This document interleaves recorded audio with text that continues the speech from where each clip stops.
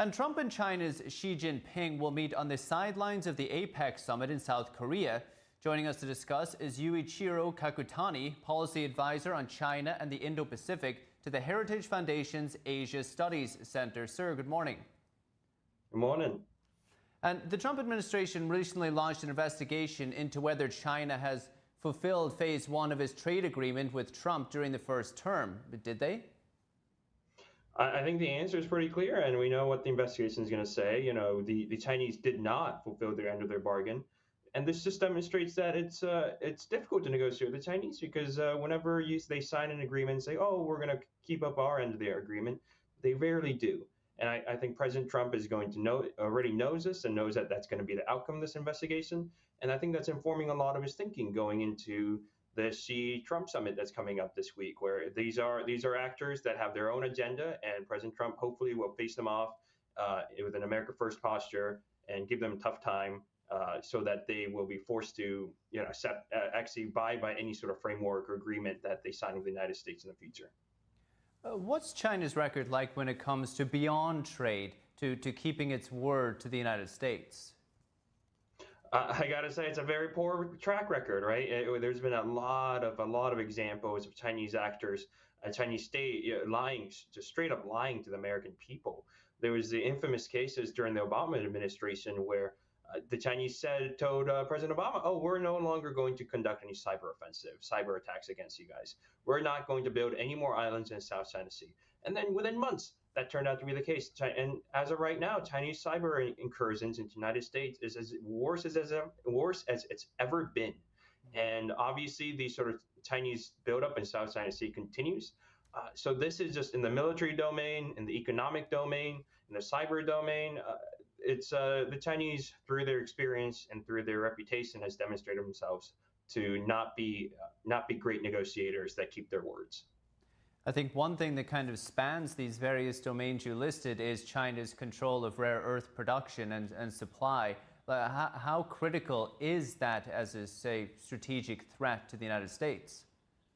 I think it's a very, very dire strategic threat that the United States economy faces. This is a gun that the Chinese government has pointed against the U.S. economy. Right? They're threatening to shut down a lot of our critical manufacturing in the United States, including not just limited to our military industry, but our car factories and so many other key industries that supports our economy. And I think this is a case where the Chinese have shown their true colors. They said, we're not going to have a good faith negotiation with Americans. We are going to use all of our economic leverage to coerce the Americans into kowtowing to us. And that sort of attitude is not going to fly with President Trump, which is why he responded with a threat to not be 100% tariffs. And it seems like the Chinese got the message. How would you describe the current approach or relationship with China under the second Trump administration? I think the relationship between the United States and China under this administration, it's ebbed and flowed, right? There's been periods where President Trump took very decisive actions and, threatened at one point up to 200% tariffs on the Chinese. I think it's over time, there's been ebb and flow. Right now, we're I think the administration is trying to stabilize the relationship while still making sure that the Chinese do not continue to take advantage of our workers. So I think that's where you see as simultaneously as a president is pursuing a trade deal with the Chinese, you've been seeing new rules like the 50% export control rules that drastically expands the U.S. export control regime on Chinese companies. And so I think you're seeing while there's been continued tactical negotiations with the Chinese, there's been a continuous posture from the administration of confronting China. Yuichiro, beyond politics or beyond economics, trade, anything, it wasn't long ago that Xi Jinping and Russia's President Vladimir Putin, they were caught on a hot mic discussing immortality through organ transplants. I'm sure you saw it. It was just incredible to hear them discussing it. As you may know, there's mounting evidence in China that it's forcibly harvesting the organs of persecuted groups like Uyghur Muslims, Falun Gong practitioners. How should China's human rights record factor into U.S.-China trade discussions? I would say that obviously the President Trump has always consistently brought up these sort of human rights issues. I'm not sure if it will factor as a primary topic of conversation in this upcoming discussion, which seems more focused on trade. But what I do know is that President Trump's team is staffed by a lot of people who with a long experience working on Chinese human rights issues. The best of it is Secretary Rubio, and I think with these sort of good advisors who has a long track record of understanding China's human rights abuses, the administration will continue to focus on holding China accountable for things like organ harvesting or the detention of Uyghurs and all the other heinous activities that the Chinese Communist Party is inflicting on its citizens. Do you think it's wise for the current administration to separate those two issues, economic issues and human rights issues?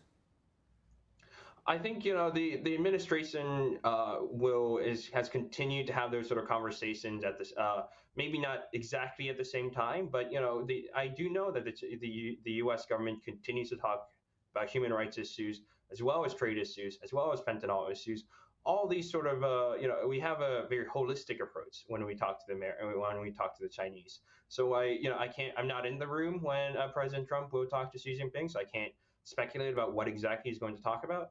But you know how President Trump is. He always has a way of tying all these different threads together when he's talking about different things. I'm sure it's not going to just be about trade issues. And as a general trend, this administration has continued human rights actions, even as it has pursued a trade policy with the CCP.